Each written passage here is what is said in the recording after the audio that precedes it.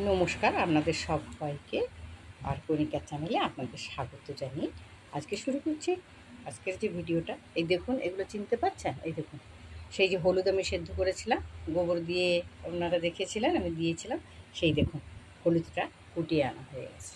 দেখছেন কত হলুদ আমাদের? এই এই হলুদগুলো এবারে আমরা ঢুকিয়ে দেবো একটা এয়ারটাইট বক্সে করে। এই গাছগুলো দেখছেন, অযত্নে বেড়ে ওঠা গাছ, এগুলোকে আমরা বলি খারকোল পাতা।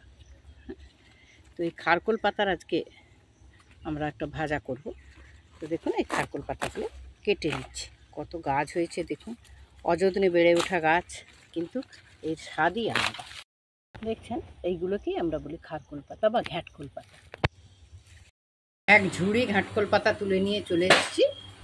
এবারে এগুলোকে বেছে পরিষ্কার করে কেটে ধুয়ে নিচ্ছি।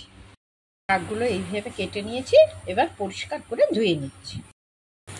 এবারে আমি কড়াইতে সামান্য একটুখানি তেল দিয়ে একটু বেশি করে রসুন দিয়ে দিয়েছি, দুটো কাঁচা লঙ্কা চিড়ে দিয়েছি, আর বেশ কিছুটা কালো জিরে দিয়ে রসুনটা লাল লাল করে ভেজে নিচ্ছি।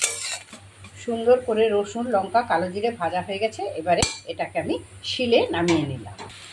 এইবারে শাকগুলো দিয়ে স্বাদ মতন একটু নুন দিলাম, আর দিয়ে দিচ্ছি একটা লেবু কেটে রেখেছিলাম, লেবুর রস। আপনাদের ভিনিগার থাকলেও আপনারা ভিনিগার একটু দিয়ে দিতে পারেন। জল না দিয়ে একটু নেড়ে চেড়ে ঢাকনা দিয়ে দেবো। নুন দেওয়ার পরে যেটুকু জল বেরিয়েছিল সেইটুকু যতক্ষণ না শুকনো হবে ততক্ষণ পর্যন্ত আপনারা কড়াতে নাড়তে থাকবেন, কিছু জল দেবেন না, একদম জল দেওয়ার প্রয়োজনই নেই। শাকটা দেখুন একদম কড়াইতে জল শুকনো হয়ে গেছে। এবারে শাকটাকে এই যে যেখানে রসুন আর কাঁচা লঙ্কা রেখেছি এখানেই শাকটা নামিয়ে নিলাম। কড়াইতে সর্ষের তেল, শুকনো লঙ্কা আর একটা কেটে রাখা পেঁয়াজ দিয়ে দিচ্ছি। দিয়ে পেঁয়াজটা কিন্তু হালকা করে একটু নেড়ে নেব।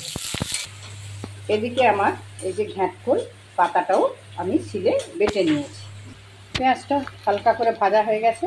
এবারে ওই পাতা বাটাটা তুলে দিয়ে সুন্দর করে নেড়ে নেব যতক্ষণ না কাঁধ থেকে তেল ছেড়ে আসে।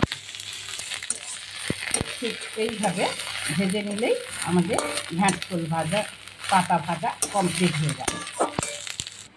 হয়ে গেল আমার ঘ্যাটকোল বা খারকোল পাতা ভাজা। যারা শহরে থাকেন তারা এটা কিনতে পারবেন, আর যারা গ্রামে থাকবেন তারা এই বর্ষায় দেখবেন ঝোপে ঝাড়ে আমার বাড়ির আশেপাশে এই গাছ প্রচুর হয়ে থাকে অবহেলায়। একবার রান্না করে দেখবেন এইভাবে, স্বাদ এক থালা ভাত এমনি এটা দিয়েই উঠে যাবে। তাহলে বন্ধু, আজকের মতো আপনারা সবাই ভালো থাকুন। নমস্কার জানিয়ে আজকে আমি শেষ করছি।